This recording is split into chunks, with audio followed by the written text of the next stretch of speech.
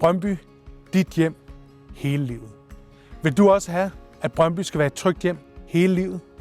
At dine børn trives i børnehuse og skoler? At fællesskaberne er stærke? Og at vores ældre bliver mødt af kendte plejere med tid og nærvær?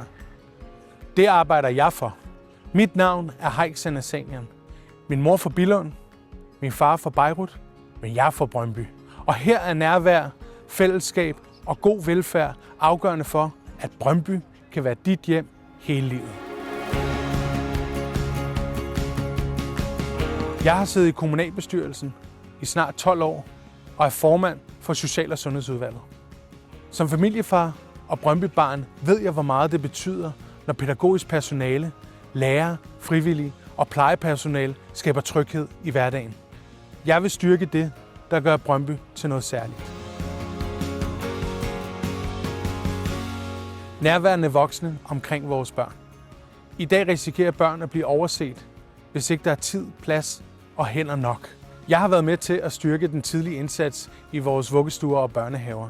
Og jeg vil fortsætte, sådan så kvalitet og omsorg følger børnene hele vejen. I fællesskabet er jeg født, og der har jeg hjemme. Foreninger, grønne som sociale, idræt og kultur og frivillige gør Brøndby levende. Det skal være lettere for unge og ældre at blive en del af et fællesskab, sådan så ingen føler sig alene, men mærker livskvalitet. En tryg og værdig alderdom. Snart får vi et nyt plejehjem i Vesterled, og jeg vil sikre, at vores ældre bliver mødt af kendte plejere og faglighed med tid til nærvær, og at flere kan leve et aktivt seniorliv. Uddannelse og trivsel.